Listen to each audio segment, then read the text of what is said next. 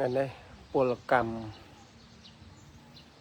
បន្តទៀតបន្ទាប់ពីសិក្សាហើយ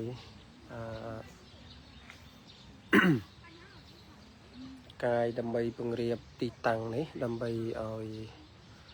បានតលធំតលាយឬពិសេសគឺគប់ដក់ទឹកយើងចាក់10ឡានស្មានតែគ្រប់តាមមិនអត់គ្រប់ហ្នឹងហើយសាក់លបងសិនហើយចាំទៅយើងកែសម្រួលពេលក្រោយ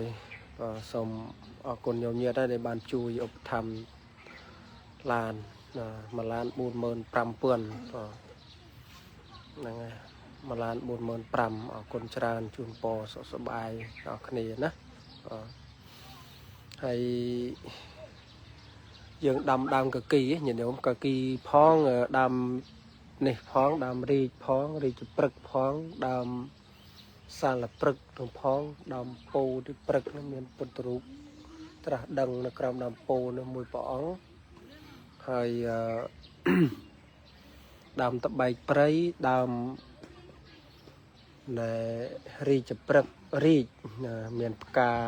បើម៉ាស់ពេលចូលឆ្នាំអីនេះហើយពីប្រាំងមិញនេះផ្កាសម្បានណាស់ដើមកគីនេះឥឡូវនេះនេនលោកគោះគោះ